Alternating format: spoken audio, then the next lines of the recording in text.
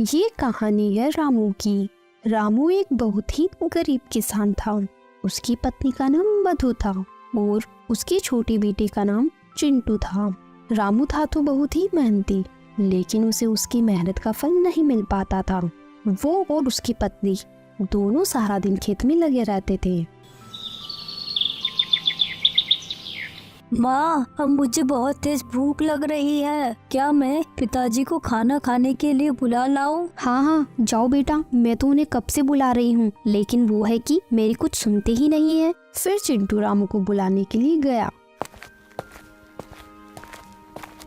पिताजी, आप जल्दी से खाना खाने चलो ना। आप कब से काम ही कर रहे हो? मुझे बहुत भूख लग रही है। फिर रामू अपने बेटी चिंटू के साथ अपनी पत्नी के पास चला गया और उसकी पत्नी ने सबके लिए खाना परोसा और वो सब खाना खाने लगे। भगवान से इस बार यही प्रार्थना है कि ठीक से बारिश हो, वरना बहुत दिक्कत हो जाएगी। पिछले साल ठीक से बारिश न होने के कारण अपनी मेहनत बर्बाद हो गई थी। बस भगवान इस बार ऐसा बिल्कुल नहीं हो। इस बार रामू ने मधु के सारे गहने बेचकर खेत के लिए बीज और खाद खरीदे थे। रामू बहुत ही मेहनत से अपने खेत में अपने बीज बो रहा था। उसे उम्मीद थी कि इस बार उसकी फसल बहुत अच्छी होगी। कुछ महीनों बाद उसके खेत में फसल उग जाती है, लेकिन पकने से पहले ही बारिश न होने की वजह से उसकी फसल सूख जाती है। ये देखकर रामू बहुत दुखी होता है और अपने घर चला जाता है। आप हिम्मत मत हारो, आप एक बार फिर से कोशिश करो। क्या पता इस बार बारिश हो जाए और अपनी फसल अच्छी हो जाए। इस बार तो तुम्हारे गहने बेचकर बीज और खाद ले आया था, लेकिन अब मैं कहां से लेकर आऊं पैसे बीज और खाद खरीदने के लिए? आप अपने गांव के सेठ मनीराम से पैसे उधार ले लो। अब अपने पास केवल एक ही चारा है, क्योंकि अपन ऐसे हाथ पे हाथ धरे तो बैठ नहीं सकते। मेरा उसके पास जाने का बिल्कुल भी मन नहीं है। वो बहुत ही बदमाश आदमी है। एक बार जो उससे पैसे ले लिया तो उसका ब्याज कभी खत्म ही नहीं होता। पता नहीं वो अपना किस हिसाब से हिसाब चलाता है। अपने पास इसके अलावा कोई और उपाय भी तो नहीं है। फिर थोड़ी ही देर में रात हो जाती है, लेकिन रामू को नींद नहीं आ रही थी, क्योंकि उसे समझ नहीं आ रहा था कि वो पैसों का इंतजाम कैसे करे। सेठ मनीराम से पैसे तो तुरंत मिल जाएंगे, लेकिन गांव के कई लोग उसके जाल में फंस चुके हैं और जो भी उसके जाल में फंसा है उसने अपनी पूरी जमीन तक गंवा दी है। मुझे समझ नहीं आ रहा कि मैं क्या करूं, कहां से लेकर आऊं पैसे। अगर पैसों का जुगाड़ नहीं हुआ तो खेती कैसे करूंगा? रामू की इस तरह सोचते सोचते ही सुबह हो जाती है। रामू बेचारे ने न चाहते हुए भी सेठ मनीराम के यहाँ पैसे लेने के लिए चला जाता है। अरे आओ आओ रामू भाई, बताओ कैसे आना हुआ? सेठ जी, मुझे वो कुछ पैसों की जरूरत थी नए बीज और खाद लाने के लिए। अरे तो इसमें इतना डरने वाली कौन सी बात है? हम तो बेटे ही पैसे देने के लिए हैं। हम तो जरूरतमंद लोगों की सेवा ही करते हैं। पता है रामू, ये जीना भी क्या जीना है। अगर आप किसी की मदद ना करो तो मैं तो भगवान का शुक्रिया अदा करता हूँ। मुझ जैसे इंसान को भगवान ने तुम लोगों की सेवा करने के लिए चुना। रामू को मनीराम की बातें सुनकर बहुत गुस्सा आ रहा था, लेकिन वो इस समय चुपचाप खड़ा होकर उसकी बातें सुन रहा था, क्योंकि उसे पता था कि अभी उसकी मदद वही कर सकता है। अरे रामू, क्या सोच रहे हो? बताओ तुम्हें कितने पैसे चाहिए? मालिक, अभी मुझे 15,000 रुपए की जरूरत है। अरे तुम 15,000 रुपए लो या 30,000 लो या 50,000 रुपए लो, लेकिन तुम्हें पता है ना, ब्याज तो पूरे 25% से कम नहीं लगेगा। रामू मजबूर था, इसलिए उसने सेठ से पैसे लिए और वहाँ से चला गया। चालू आदमी कहीं का 25% ब्याज ले रहा है और ऊपर से बोल रहा है कि समाज सेवा कर रहा हूँ। लेकिन दुख तो इसी बात का है कि भगवान भी ऐसे लोगों की ही मदद करते हैं। हम जैसे लोग तो इधर उधर की ठोकरें ही खाते हैं। फिर रामू बीज और खाद लेकर अपने घर चला जाता है। फिर अगले दिन सुबह होने पर रामू अपने खेत में बीज बो देता है और थोड़ी बारिश भी हो जाती है, जिससे रामू की फसल बहुत अच्छी तैयार हो जाती है। देख रही हो मधु, इस बार अपने खेत में कितनी अच्छी फसल हुई है। और इतनी अच्छी फसल होना ही एक किसान की जीत होती है। और ये सब कुछ तुम्हारी वजह से ही हो पाया है।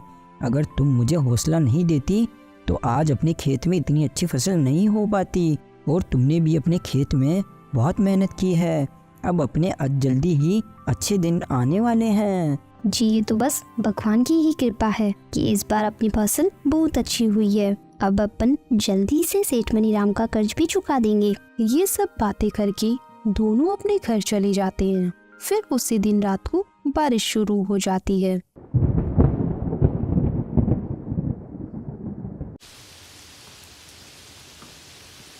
पूरी रात बहुत तेज बारिश होती है। सुबह होने पर भी बारिश रुकने का नाम नहीं ले रही थी।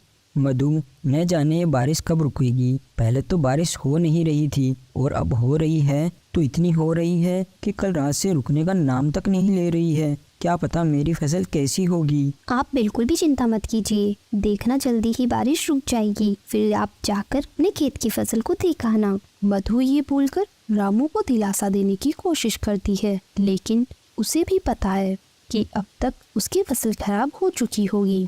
फिर ऐसे ही 5 दिन तक बारिश रुकने का नाम नहीं लेती। 5 दिन बाद जब बारिश रुकती है तो रामू सुबह जल्दी ही अपने खेतों की ओर अपनी फसल को देखने के लिए निकल जाता है। रामू वहां जाकर अपनी फसल को बर्बाद देखकर रोने लगता है। हे भगवान, आप ये कैसा न्याय कर रहे हो। पहले तो एक बूंद बारिश नहीं हो रही थी और अब हुई तो 5 दिन बाद रुकी, जिससे हमारी सारी फसल खराब हो गई। अब मैं अपना कर्जा कैसे चुकाऊंगा। अगर सेठ मनीराम को समय से पैसे नहीं दिया तो वो मेरा खेत भी हड़प लेगा। रामू वहां से रोता हुआ अपने घर आ रहा था कि तभी रास्ते में उसका एक्सीडेंट हो जाता है, तो उसे गांव के अस्पताल में ले जाया जाता है। सुनिए जी, आप बिल्कुल भी चिंता मत कीजिए, मैं हूं ना, मैं सब संभाल लूंगी। आप सिर्फ अपना ख्याल रखिए। आपका साथ होना भी मेरे लिए बहुत है, आप बस मेरा साथ मत छोड़ना। मधु सेठ मनीराम के यहाँ जाकर उससे पैसों की भीख मांगती है।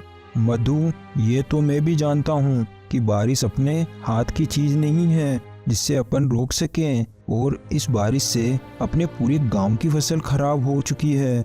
लेकिन मैंने तो तुम्हें ब्याज पर पैसे दिए थे, और उधारी तो ब्याज खाने के लिए ही दी जाती है ना। सेठ जी, मैं आपके पैसे चुका दूंगी, लेकिन अभी आप ही हो जो मेरी मदद कर सकते हो। मैं तुम्हें पैसे तो उधार नहीं दे सकता, लेकिन मेरे पास कुछ आलू पड़े हैं, तुम उन्हें बाजार में बेच आओ। अगर तुमने उन्हें अच्छे दाम में बेच दिया तो मैं तुम्हें उस कीमत का कुछ हिस्सा दे दूंगा। मधु के पास और कोई उपाय नहीं था, इसलिए वो इस बात के लिए मान जाती है।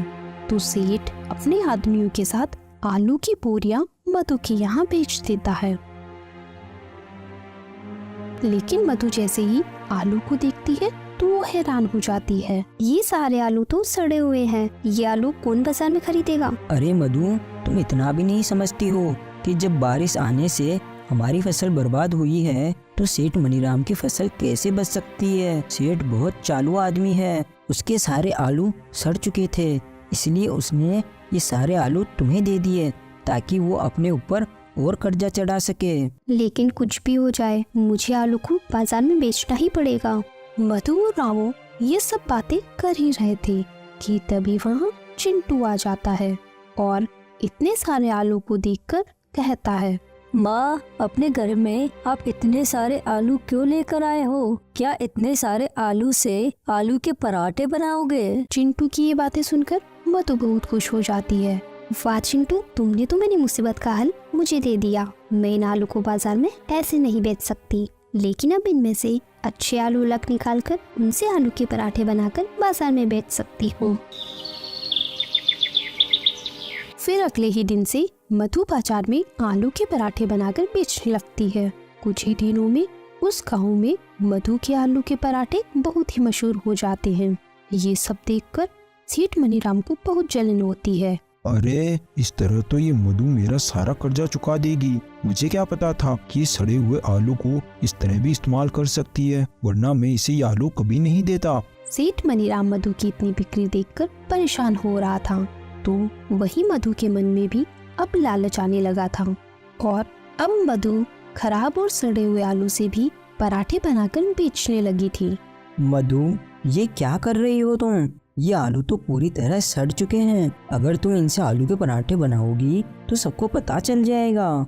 इस समय मुझे अपने परिवार के आगे कुछ भी नजर नहीं आ रहा। अगर हमें सेठ मनीराम के कर्ज से बचना है तो हमें ये करना ही होगा। और मैंने इसमें गरम मसाले ज्यादा डाले हैं तो किसी को पता भी नहीं चलेगा। लोगों को सिर्फ गरम मसाले की ही खुशबू आएगी। ऐसे ही कुछ दिन बीत जाते हैं और मधु सेठ मनीराम का सारा कर्ज चुका देती है। अभी तुम्हें मुझे 15,000 रुपए और देने होंगे। किस बात के? सेठ जी, मैंने तो आपका सारा कर्ज चुका दिया, तो मुझे आपको किस बात के 15,000 रुपए देने होंगे? और अब तो मैंने अपने खेत में आलू की फसल भी उगाना चालू कर दिया, तो मैं अब अपने खेत के आलू से ही पराठे बनाकर बेचूंगी। अगर तुमने मुझे हर महीने 15,000 रुपए नहीं दिए तो मैं गांव के सभी लोगों को बता दूंगा कि तुम सड़े हुए आलू से पराठे बनाकर बेचती हो। सेठ जी, अगर आपने ऐसा करने की सोची भी तो याद रखना, वो सड़े हुए आलू आपने ही मुझे दिए थे। पूरे गांव को ये बात बता दूंगी मैं। मधु की ये बातें सुनकर सेठ मनीराम चुप हो जाता है। ऐसे ही कुछ दिनों में रामू भी बिल्कुल ठीक हो चुका था और उन्होंने अपने खेत में पानी की समस्या से बचने के लिए कुआं भी खुदवा लिया था। और अब वो दोनों पति पत्नी अपने खेत में आलू की फसल उगाया करते थे। रामू आलूओं को बाजार में बेचा करता था और जैसे ही आलू खराब होने लगते तो मधु उनसे आलू के पराठे बनाकर बेचा करती थी। कुछ दिनों बाद सेठ मनीराम गांव के कुछ लोगों को बहला फुसलाकर रामू के यहाँ लेकर जाता है। गांव वालों, अब तुम सब इस मधु के घर की तलाशी लो और देखो कि ये सड़े हुए आलू से पराठे बनाकर बेचती है। ये बात सुनकर मधु घबरा जाती है। अरे अरे, आप लोग ऐसे कैसे मेरे घर की तलाशी ले सकते हैं? ऐसे कैसे तलाशी ना ले? तुम आलू के पराठे बेचकर इतनी तरक्की कर रही हो, जरा हम भी तो देखें तुम किस तरह के आलू इस्तेमाल कर रही हो। तुमने देखते ही देखते अपने खेत में कुआं खुदवा लिया, अपने बच्चे को शहर पढ़ने के लिए भी भेज दिया और तुमने मेरा सारा कर्जा भी चुका दिया। फिर गांव का एक आदमी मधु के घर की तलाशी लेता है तो उसे अच्छे आलू ही मिलते हैं। अरे सेठ जी, आपके बेकार में ही गांव की औरत को परेशान कर रहे हो। मधु बिचारी तो कितने ताजा और साफ आलू ही इस्तेमाल कर रही है आलू के पराठे बनाने में। सेठ जी, आप तो फालतू ही बिचारी को बदनाम कर रहे हो। गांव के आदमी को अपना पक्ष लेते देख, गांव वालों, आप सबको तो पता ही है ये सेठ मनीराम कैसा है। ये चाहता था कि मैं इसका कर्ज ना चुका पाऊं और ये मेरी जमीन हड़प ले, लेकिन मैंने ऐसा नहीं होने दिया। मैंने इसका सारा कर्ज चुका दिया, इसलिए ये ऐसा कर रहा है। अरे हम गरीबों को परेशान करना ये तो इन अमीर लोगों का शौक है। चलो भाई लोगों, ये सेठ मनीराम तो हमारा समय खराब कर रहा है। ये कहकर सभी लोग वहाँ से चले जाते हैं। अरे तुम तो सच में खराब आलू से ही आलू के पराठे बनाती थी ना, तो फिर अपने घर में ताजा आलू कहाँ से आए? मुझे पता था सेठ मनीराम कुछ ना कुछ जरूर ऐसा करेगा, इसलिए मैंने पहले ही सड़े हुए आलू छिपा दिए थे। देखो, अब हमारा बेटा शहर में पढ़ रहा है और सेठ मनीराम का कर्जा भी हमने चुका दिया है और अब हम दोनों अच्छे से कमा भी रहे हैं और हमने अपने खेत में पानी की समस्या से बचने के लिए कुआं भी खुदवा लिया है। इसलिए अब तुम्हें लालच नहीं करना चाहिए। आप बिल्कुल सही कह रहे हो। ये तो मैंने अपने दिमाग से घर के सारे आलू छिपा दिए थे, वरना पूरे गांव में हमारी बदनामी हो जाती और हमें गांव से निकाल दिया जाता, तो अपन फिर से रोड पर आ जाते। मैंने जो भी किया अपने परिवार के लिए किया, अपने हालातों की वजह से किया, लेकिन जब अब हालात सुधर चुके हैं तो अब मुझे भी अपनी गलती को सुधार लेना चाहिए। आज के बाद मैं अब हमेशा अच्छे आलू का इस्तेमाल करूंगी और खराब आलू का राज हमारे बीच ही रह जाएगा। उस दिन के बाद से ही मधु खराब आलू से पराठे बनाना बंद कर देती है। तो दोस्तों, हमने इस कहानी में देखा कि किसान होना इतना आसान नहीं है। किसान के सर पर हमेशा मुसीबत मंडराती रहती है। बारिश कम होना भी किसान के लिए मुसीबत है और ज़्यादा होना भी किसान के लिए मुसीबत है। एक किसान का जीवन हमेशा मुसीबत से भरा हुआ रहता है और हमें इस कहानी से यही सीख मिलती है कि हमें लालच नहीं करना चाहिए, क्योंकि लालच के चलते हमारे पास जो कुछ भी होता है हम उसे भी गवा देते हैं। Thanks for watching.